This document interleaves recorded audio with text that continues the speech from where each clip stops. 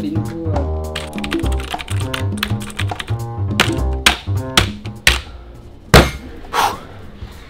Ça là, les bouts de clavier, tout ça? Et la Learning Expedition, frérot, c'est dans 30 secondes. Quoi? Pour Miami, ça y est, je suis prêt là. J'ai tout inscrit, normalement, tout est bon. Dans combien de temps? Dans 10, 9, 8, 7, 6, 5, 4, 3, 2, 1. C'est... Essaye de rafraîchir. Attends, pourquoi ça veut pas? Attends, comment ça, aucun accès à internet? Mais non, mais c'est pas possible! Ah non, quoi, putain, c'est quoi cette ordi de merde là? Ok. Ouais. Hop, le nom c'est bon, le prénom c'est bon, l'adresse je la connais, l'enregistré, tac. L'âge c'est bon. Envoyé. 153e. Laisse tomber, c'est mort. À moins que. Justine! Quoi? Je me disais, je suis un ancien collaborateur Digital College, le JTDC, tout ça. Je suis 153e sur la liste d'attente. On retire le 3, hop, on retire le 5, hop, et je suis premier sur la liste d'attente pour Miami. C'est une bonne idée, non? C'est vrai que ça peut être une bonne idée. Mais non! La règle, c'est la règle. Ça s'applique pour tout le monde, même pour les collaborateurs. Donc non, désolé. Ok, super. La règle, c'est la règle. Ça peut marcher.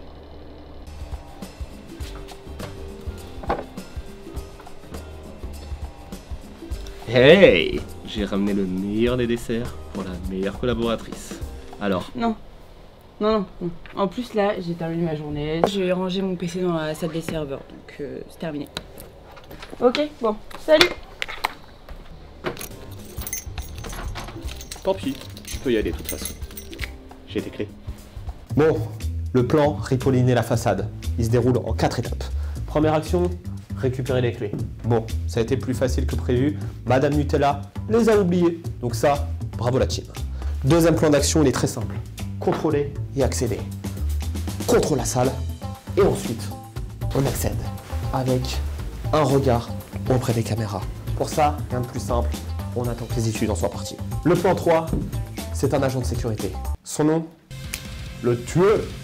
Pourquoi? C'est un agent polonais qui a protégé Hollande, Sarkozy, Emmanuel Macron. Il a déjoué plus de 10 attentats terroristes. La force, faut pas y aller avec lui. Il faut être plus malin. Comment? Très simple. Dispersion, plan d'action. Je vais le distraire et à ce moment-là, tu l'élimines. Alors, Bastia, tu n'échoues pas. C'est ton moment. Et dernier plan d'action, hacker le PC, devenir la personne première sur la liste d'attente. Destination Miami. Ok, le plan de piratage, c'est bon. Déverrouille-toi. Nickel. Bah voilà. Ah, et ben voilà mon.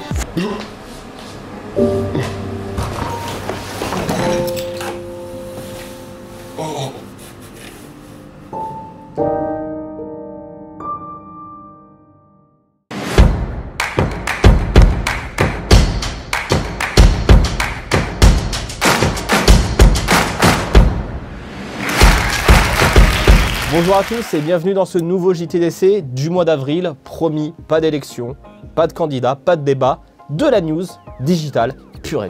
Alors, pour cette première news, on va parler d'une annonce qui a fait énormément de bruit sur les réseaux sociaux et notamment sur Twitter. Et si je vous parle de ce dernier, c'est pour faire une belle pirouette et vous parler d'Elon Musk qui souhaite simplement racheter ce réseau social. Ça fait pas mal de temps qu'Elon gravite autour de l'oiseau bleu, déjà en tant qu'utilisateur, puisqu'il y est extrêmement actif au quotidien. Le mec a le même rythme de publication et le même niveau d'humour que les chômeurs de Twitter avec les PECI. Quoi? Comment ça, mon ref?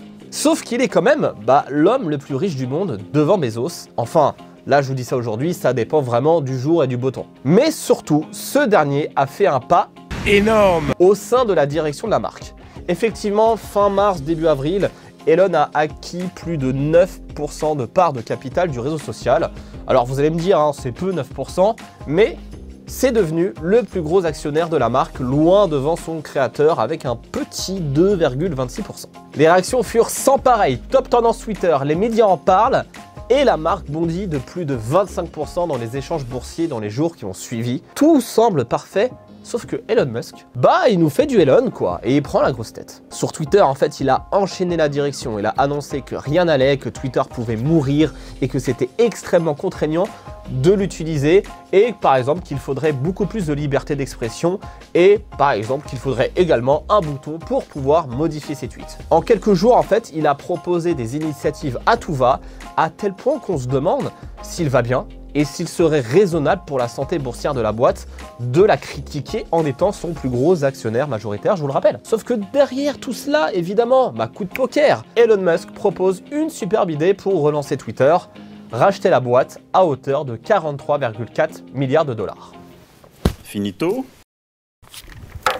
Petit edit pour cette vidéo, on est le 26 avril et c'est officiel, Elon Musk a bel et bien racheté Twitter pour 44 milliards de dollars. Donc je te laisse continuer de kiffer la petite vidéo, mais tout ce que je dis au conditionnel est factuel. Bon visionnage, salut. Contre une valorisation actuelle estimée à 37 milliards de dollars. Alors, coup de bluff, hein, est-ce que c'est encore une action un petit peu fourbe de sa part?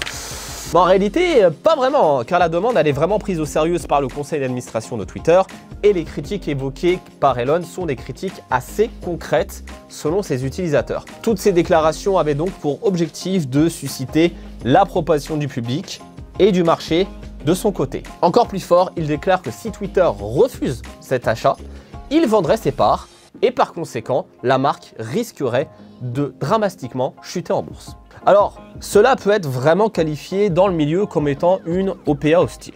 Et cette action, il faut le dire, que c'est vu assez moyennement par certains. Certains en exultent, forcément, des fans d'Elon Musk sont là à brandir le drapeau, mais certaines personnes sont un peu inquiètes par rapport à tout cela. Au moment où je rédige ce JTDC, sachez-le, Twitter a répondu après plusieurs jours de silence et ils ont indiqué très clairement ne pas vouloir de cet achat.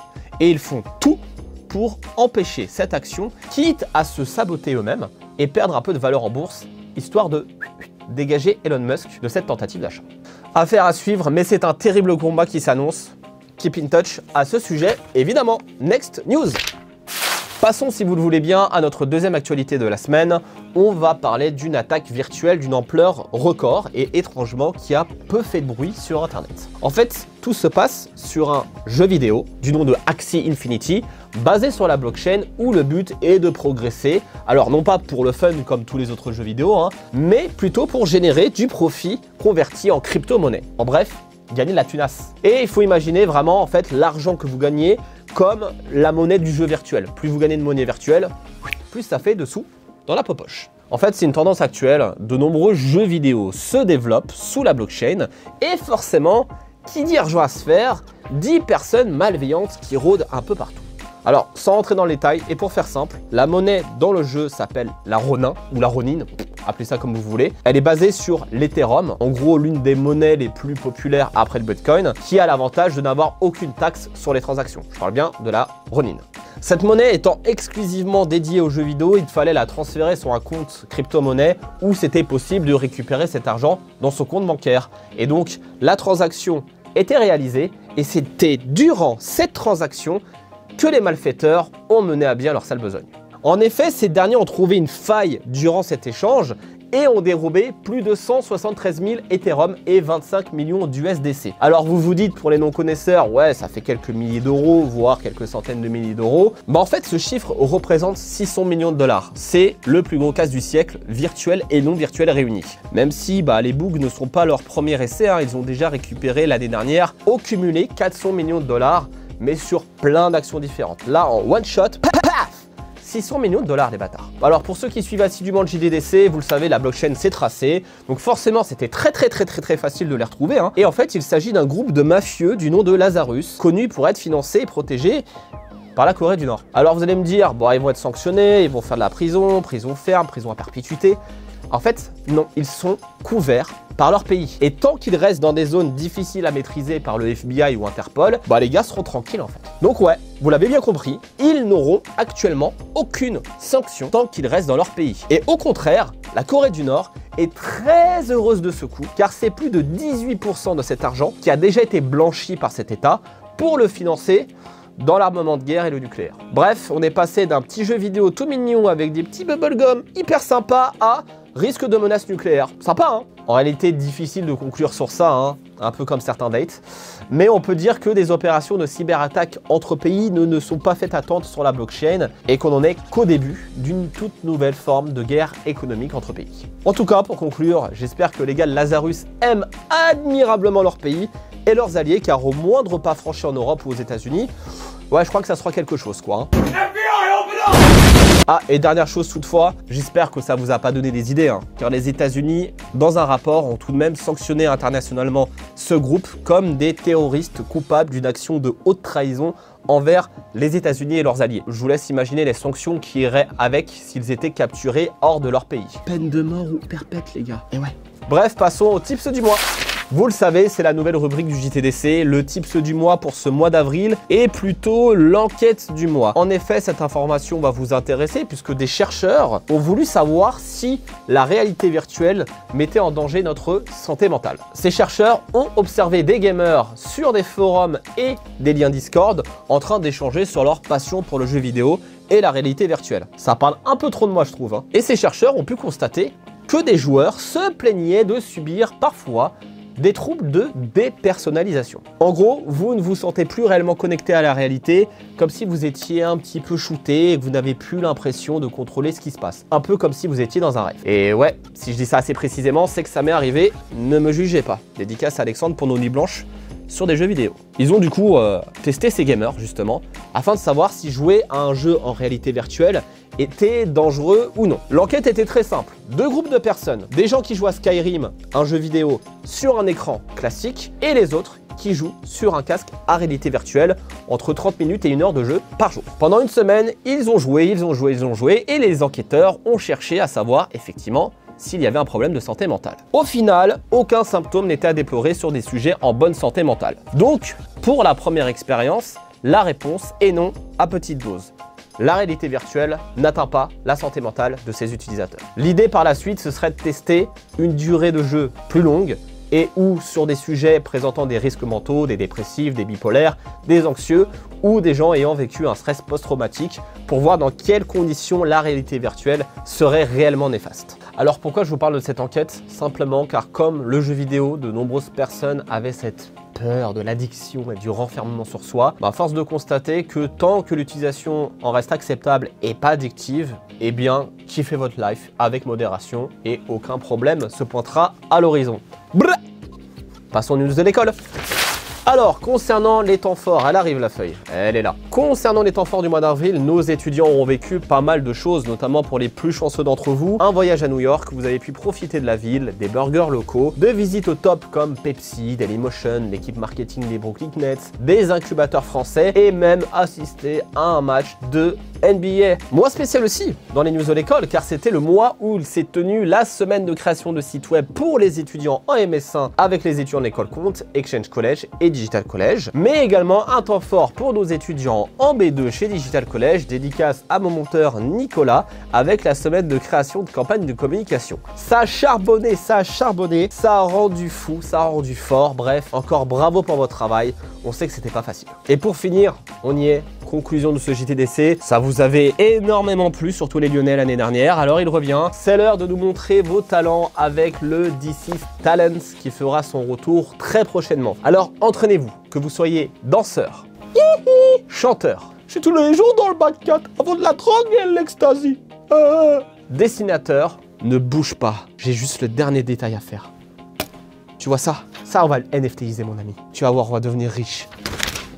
Ou que vous ayez des talents plus mystiques, on vous prépare ça très vite, alors restez à l'affût sur notre compte Instagram. À la clé, évidemment, vous le savez, encore un très beau cadeau pour le gagnant. J'espère en tout cas que ce JTDC vous aura plu. Quant à moi, il ne vous reste plus qu'à vous demander une nouvelle fois de liker, de commenter et de partager. N'oubliez pas, c'est ça qui fait plaisir et qu'on voit que cet épisode vous aura plu. On se retrouve le mois prochain. Moi, je vous dis à très vite. Ciao tout le monde. Bam!